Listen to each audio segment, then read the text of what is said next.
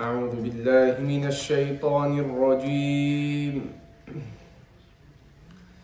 بسم الله الرحمن الرحيم.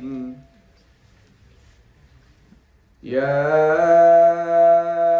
أيها الناس اتقوا ربكم الذي خلقكم من نفس واحدة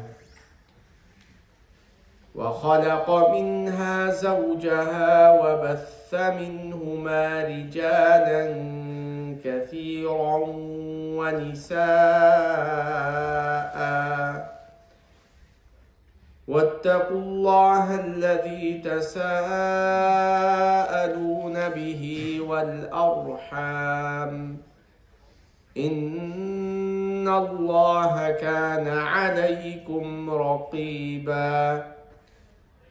وآتوا اليتامى أموالهم ولا تتبدلوا الخبيث بالطيب ولا تأكلوا أموالهم إلى أموالكم إنه كان حوبا كبيرا. صدق الله العظيم. اللهم صل على محمد وعلى آل محمد كما صليت على إبراهيم وعلى آل إبراهيم إنك حميد مجيد. اللهم بارك على محمد وعلى آل محمد كما باركت على إبراهيم وعلى آل إبراهيم إنك حميد مجيد. My dear respected brothers, elders, listeners, the verses of the Holy Quran that I've recited are the opening verses of Surah Nisa, which begins in the last quarter of para number 4 and goes through our 5th para and ends almost one ruku before the 6th para.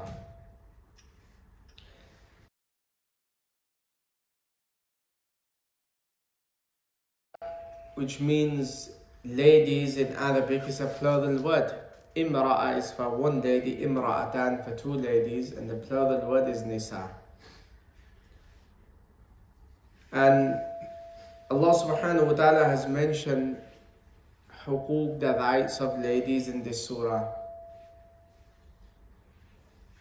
The rights that they have also towards their husband and their rights and many masail related to ladies.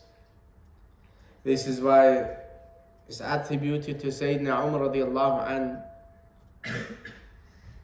Two surahs in the Quran which are a must for the ladies to study. If they cannot study the entire Quran, two surahs are must. Number one is this surah, Surah Nisa. Number two is Surah An-Nur, which comes in para 18.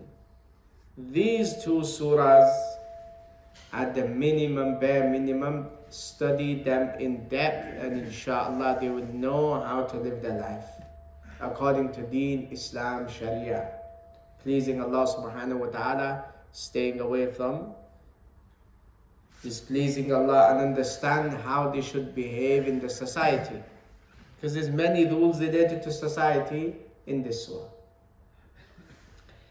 When was this surah revealed unto Rasulullah sallallahu alayhi wasallam? Was after Surah Al Imran. As we know, that was after the 3rd year of Hijrah in Medina.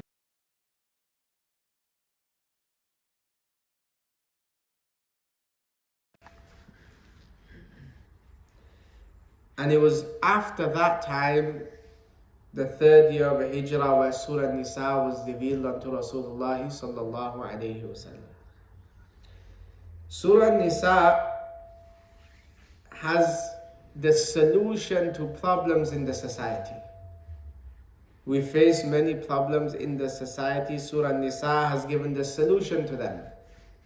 Where Surah Al Imran has mentioned that the problems that we have, but this surah has given the solution. So inshallah, with many things that we will learn, problems that we have in the society, and what is the solution. At the time when Battle of Uhud took place, many of us that have read this story in the books of Seerah 70 of the companions, great companions, they were martyred in the Battle of Uhud. Amongst them, the likes of Mus'ab ibn Umair radiallahu anhu. Great companion, went to Madinatul Munawwara, taught people the Quran.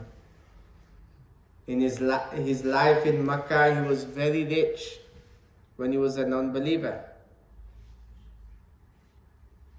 And his clothing, his fragrance could be smelled from a distance. But when he accepted Islam, his parents, they had taken him out from his house. And he was in such a state, Allahu Akbar, that when he was martyred, there was not enough kafan shroud to cover his body. If they covered his head, his feet would be left uncovered. And if they covered his feet, his head would be left uncovered. And later they just covered with a bit of idkhir. It's a type of glass they covered his feet. A youngster that gave up everything for Islam, sacrifice. The likes of Hamza ibn Abdul Muttalib, the great uncle of Rasulullah sallallahu alaihi wasallam, was martyred in Uhud. And Rasulullah sallallahu alaihi wasallam was very close to this uncle. وَحَمْزَةُ أَسَدُ اللَّهِ وَأَسَدُ رَسُولِهِ. Hamza radiallahu anhu was the lion of Allah and His Messenger sallallahu alayhi wasallam. And who martyred him was Wahshi bin Harb. He was very good with his arrows and targets. When he martyred Sayyidina Hamza radiallahu anhu, he later accepted Islam. He became a Muslim. And he felt this guilt in him that he had martyred Hamza radiallahu anhu. And when it came the time when Musaylima bin Kadhab, Rasulullah sallallahu alaihi wasallam informed us in a hadith, there'll be 30 people after him that will claim to prophethood. 30 liars, kadhabs, that will claim that to be prophets. From amongst them, Musaylima bin Kadhab. He was one of them. The early ones. And Wahshi bin Harb radiallahu an, because he was very good with his target, he had killed Musaylima bin Kadhab. He thought, I've done so much loss for Islam, this is my chance to try and make up for this. And he killed Musaylima bin Kadhab. So the likes of Sayyidina Hamza radiallahu an, 70 great companions were martyred. Now, what happens when 70 great companions, challenges that come onto Medina? What types of challenges came in Madinatul Munawwara? There's widows. Number 2, there's orphans. Number 3, there's inheritance, miras issues that come. So Allah subhanahu wa ta'ala sent this surah unto Rasulullah sallallahu alayhi wasallam, mentioned the rights of widows, the rights of orphans, the rights of those that are poor in the society, inheritance, masail that came up at that time, so we understand them also. The surah begins with the verse, Ya ayyuhan nasu taqoo. Allah subhanahu wa ta'ala is telling us, oh people, be conscious of your Lord. Taqwa. Remember that Allah created you from a single soul. Adam alayhi salam and his wife Hazrat Hawa. These days we're forgetting this. Where we've come from, Adam alayhi salam and Hazrat Hawa. We go back. Now we're using different ways. But how we go back, Allah has created from Adam and Hawa. We must remember this.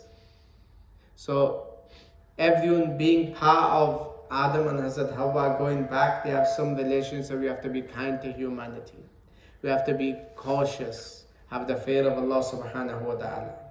And through Adam and Hazrat Hawa, how many of the population that spread? وَبَثَّ مِنْهُمَا رِجَالًا كَثِيرًا وَنِسَاءً. We see so many men, we see so many ladies. Even Adam alayhi salam, if he had returned back to the dunya, and he would have seen, look at how his children, they've spread, subhanallah. This verse is read at the time of nikah also. When your nikah was taken place, the Imam reads 3 verses of the Quran, which is Sunnah. One verse is this verse, Surah Nisa, the first verse. Second verse, which is in para 4, also, Ya ayyuhalladhina amanu taqullaha haqqa tuqati, Surah Al Imran. And the third verse, which is in para 22, Surah Ahzab, Ya ayyuhalladhina amanu taqullaha wa qulu qawlan sadida. 3 verses that are read at the time of nikah. That time everyone's stressed out, so maybe the one whose nikah is, they will not remember, but others, next time we can focus. Allah's giving one message. Be cautious. Now you're entering a new agreement. You're getting married, you're agreeing to some things. It's not just, I've accepted and it's fine. Nowadays, our youngsters, whenever a youngster approaches me and asks me between age 18 and 27, 99% I could guess what the problem is if they say, can I talk to you? It's either they're married and there's some problem, or either they would like to get married and there's some problems that are coming. So, and some, they think, let's just do nikah. I met someone at college, my parents are not going to agree, and this happened, that's going to happen. I think I'll just do secret nikah and get it done. Whatever way you decide, when you do nikah, you've made an agreement. You have to go by this agreement now. You have an agreement and rights to fulfill, and then we have the wife has the rights to fulfill of her husband. These are called hukuk. Allah is telling us, be careful. You're entering this contract, you may think no one knows. Your friends, your family, they all think you're very nice, gentle, a gentle, true gentleman, but in the house, it's totally different. And maybe your wife will not say anything. But Allah's watching. Allah is reminding us, be faithful, be careful of these rights. Then Islam has laid a lot of importance on the rights of orphans, yatim, yatama, that's the plural word. Now yatim is an orphan. What does it mean by an orphan? An orphan is a child who has not reached the age of puberty and the father has passed away. Until he reaches the age of puberty, he'll be declared as an orphan. After that, he will not be an orphan. Otherwise, many of us sitting here will be orphans then. Everyone to some stage will become an orphan then. So up until the age of puberty, before that the father has passed away, in Sharia, this child will be termed as a yatim. And in animals, if the mother has passed away. Now the loss of this, losing a father at such a young age, is such a big loss for the child, that this child has been termed the yatim, and he has rights now, and Allah's mentioned about this in the Quran. You see, love, no one can love the child more than the mother. And when we look at examples that have come in hadith also, we find examples that are being given of love compared to the mother. Because no one can love the child more than the mother. But the role that the father plays in the child, his upbringing, his manners, or his or the daughter, their manners, their character, their education, and the modesty that the father has always, overlooking the children to see how they're behaving in the society. This role is such a big loss for this child and has been deprived. He's called a yatim. If a yatim comes in our custody, if we are looking after the wealth of the yatim, the orphan, then Islam has stressed upon this, that you have to be careful towards their wealth. Do not gobble or eat their wealth, because you are filling your belly with the fire of hell if you do. Sometimes a person may get married to a widow. Her husband has died and she has some children, and now you take care of these children, they're orphans. So their wealth is kept safe until they grow older. They reach the age of puberty or until, then their wealth should be secured and given to them, not spent. The rights of a yatim, and Rasulullah sallallahu alaihi wasallam took care of orphan himself. And he mentions, I and the person that takes care of yatim, with his fingers he showed they'll be this close on the day of resurrection. A lot of reward taking care of orphans. Rasulullah sallallahu alaihi wasallam himself was an orphan. Rasulullah sallallahu alaihi wasallam mentioned so many virtues looking after an orphan, that we should look after them. If a person feels qasaw, hardness in the heart, nothing's affecting them. You listen to Quran, you listen to Hadith, nothing's affecting. Ulama's mention, if you see an orphan, then put your hands through his hair. Inshallah, this hardness of the heart will be removed. So looking after orphans, if we go out and find orphans, look after them. A lot of reward. And the person that steals the wealth of the orphan, that is filling his belly with the fire of hell. This is what the people of Makkah did.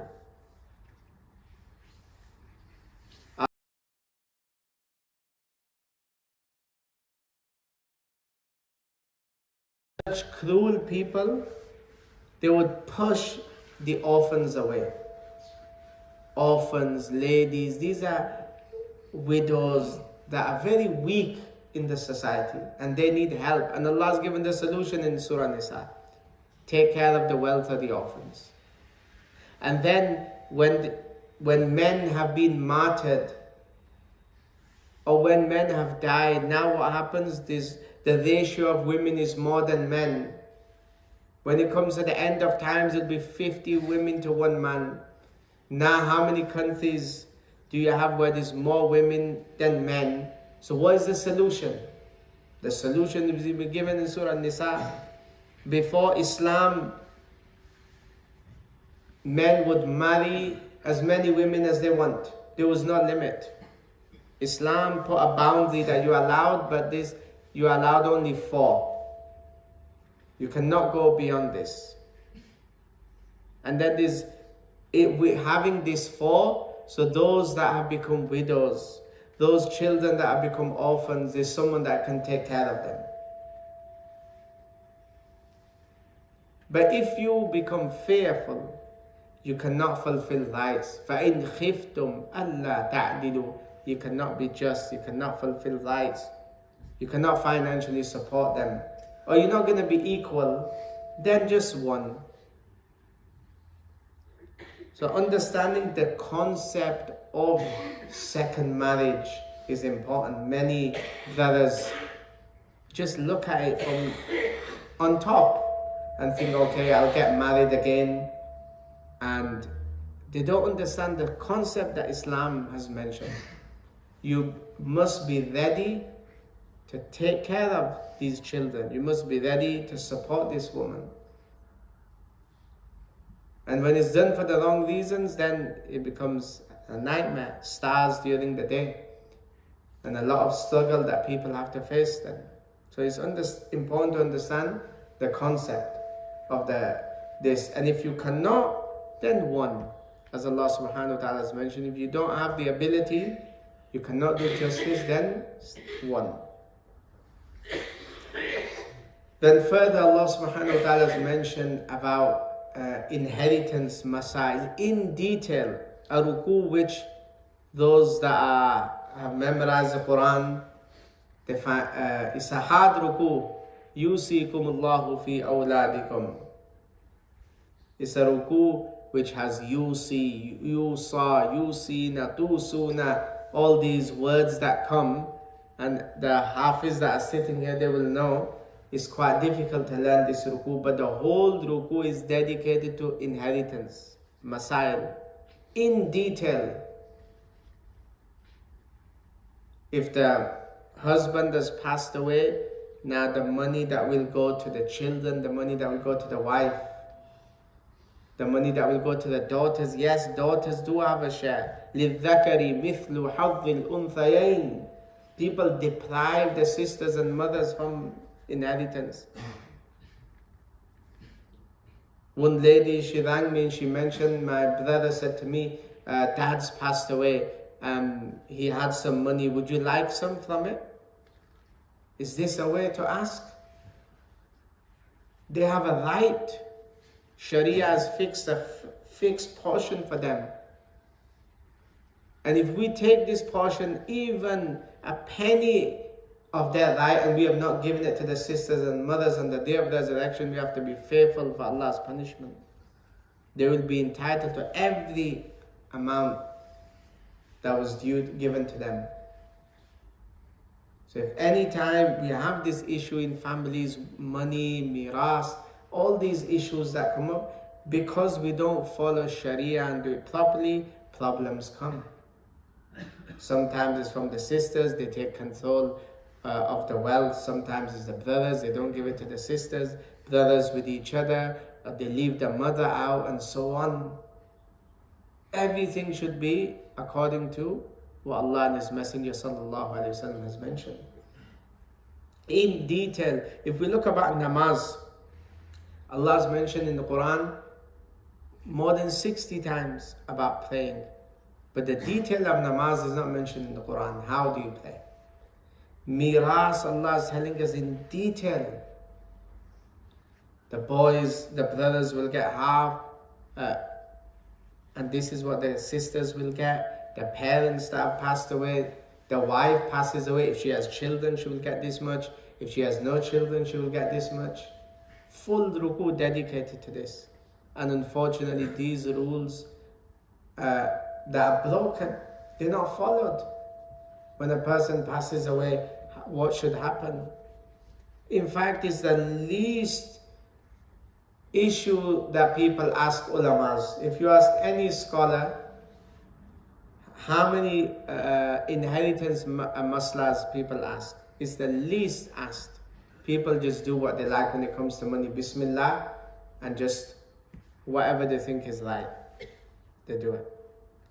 So miras, then Allah subhanahu wa ta'ala mentions towards the end of the surah, those relations which are haram upon you, those relations which are mahram. To marry them in any circumstances haram. And then for the lady, she can go in front of them. Then further Allah mentions rights about huququllah, that we have to worship Allah, not associate partners with Allah. وَبِالْوَالِدَيْنِ إِحْسَانًا. From all the creation, the makhluk, you have to be the most kind to is your parents. Immediately after Allah's mentioned His rights, Allah mentioned about parents. وَبِالْوَالِدَيْنِ إِحْسَانًا. This has to be in our youth. If they don't listen to these verses of the Quran, they don't understand the rights of parents, how they're going to fulfill. Nowadays our youth, now they swear at the parents. They don't think anything of them. Disagreements will happen, can happen. It's not that you were going to agree 100% with what our parents say. Insan is insan, human. We have our own mind, we have our own thinking, we have our own vision. You can have differences with your parents. Certain things you may disagree with them, which is fine. I don't think you'll find anyone that would agree total 100% with their parents. You will have some disagreements and different ways that you would like to do things, which is fine. But respect, ihsan, they get to old age, not taking care of them. The Quran has given instructions, if your parents are non-Muslim, take care of them. In Surah Al-Quran, وَإِنْ جَاهَدَاكَ عَلَىٰ أَن تُشْرِكَ بِمَا لَيْسَ لَكَ بِهِ عِلْمٌ فَلَا تُطِعْهُمَا وَصَاحِبْهُمَا فِي الدُّنْيَا مَعْرُوفًا. See, these are society. Then take care of your neighbors, your relatives. Nowadays we see people breaking ties with their close relations. Brothers not talking to brothers, brothers not talking to their sister, people not speaking to their nephew, nieces, not speaking to their dad's sister, their mom's sister. Such close ties, relations which Allah has mentioned in the Quran. فَهَلْ عَسَيْتُمْ إِن تَوَلَّيْتُمْ أَن تُفْسِدُوا فِي الْأَرْضِ وَتُقَطِّعُوا أَرْحَامَكُمْ. Those relations which Allah's joined, we cannot break them. It ruins the society, the muashara. We have to have good ties with them. Differences do happen in families, but this does not mean that we decide not to talk to them. We must, at the minimum, is salam. We have to. We have practicing brothers, mashallah. This is where we have to be humble. Tawadu. Arrogance will make a person think, it's my son, he's done this and so on. I'm not going to talk to him 5 years, 10 years. If you're humble, person comes down a bit, go speak to them. If your relatives do not want to join ties with you and you try, then you will be rewarded and the punishment will come on them. This is why the person that makes salam first is free from kibr, arrogance. May Allah give his ability to make salam first. So also, these are the things in the society which will affect the society. Then Allah subhanahu wa ta'ala mentions about being just. Ya ayyuhalladhina amanu kunu qawwamina bil qisti shuhada'a lillah. Even if it goes against yourself, be just, do not lie. Or even if it's your parents, or even if it's your close relatives. That you must be just. So these are the masail that have been discussed in this surah. So what are the problems in society? There was a problem, the 70 companions that were martyred. There was an issue of inheritance.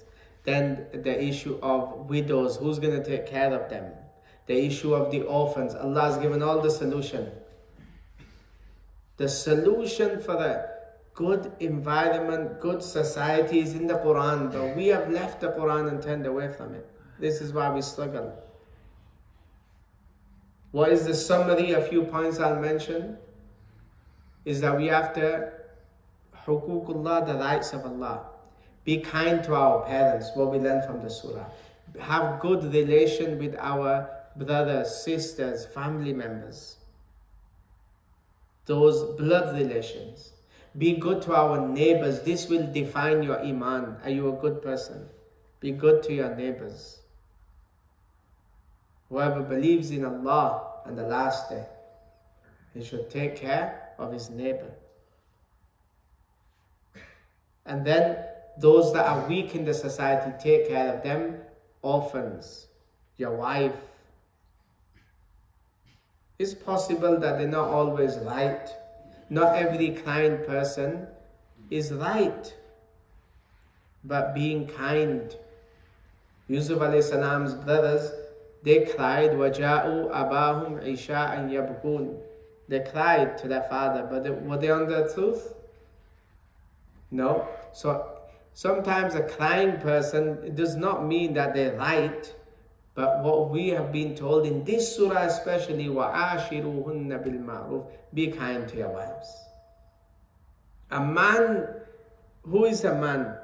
We think a man is someone that can wrestle someone to the ground and knock him out. لَيْسَ الشَّدِيدُ بِالسُّرْعَةِ. Rasulullah sallallahu alaihi wasallam mentioned. The strong one is not he who can knock someone to the ground. إِنَّمَا الشَّدِيدُ الَّذِي يَمْلِكُ نَفْسَهُ عِنْدَ الْغَضَبِ. The strong one is he who can control himself at the time when he becomes angry. Control your nafs at the time of anger. Why has man been given the authority? Authority of the divorce, because he can control himself and he will be calm. and take things step by step wisely, not rush in making decisions, and have the ability to listen and forgive. This is what a man is, that has sabr, patience, can tolerate and listen to things and still smile and continue. This is what a man is, that has sabr. There was one youngster who was looking for a spouse to get married, and he said, I want someone that is very calm and that is relaxed, that is not going to disturb me in any way. So I said to him that you are dreaming. I think you are thinking about Jannah in the dunya. You have to expect these things, and you have to be calm and be tolerant and listen. That's what a man is. Not become over angry. Becoming angry is part of human nature. You will become angry at times, but having sabr. The man has the sabr. The man is the one in authority, the provider, the caretaker. Just now, there's one lady that has rang me. She's having difficulty, last thing that I'll mention, with her husband. She's saying he's not giving a penny at home. He's not supporting me in any way. Allahu Akbar. They'll be the first ones to go out and treat their friends. Anytime friends get together, I will treat and pay for everything. Because they fear that within their friends, they'll call them a miser. But they want to be known as a person who's sakhi, generous amongst friends. People say, this is a generous person. Whenever he goes out, he always treats me. But how is he like with his family at home is the question. That is the reality. How you are with your wife and children, where it's more rewarding than his sadaqah. Just like that Maulana mentioned in our youth conference, people, they'll be rushing to say, I want to pay for the bill for the friends, 4, 5, 6 friends. And when it comes to helping the parents for the bill, they'll be running away. When it comes to helping their family, spending on their own family, they will not spend nothing. So there's many things that can be said. We'll stop here. May Allah subhanahu wa ta'ala give us the ability to understand and spread unto others. Ameen. Subhana rabbika rabbil izzati amma yasifun wa salamun ala al-mursaleen walhamdulillahi rabbil alamin.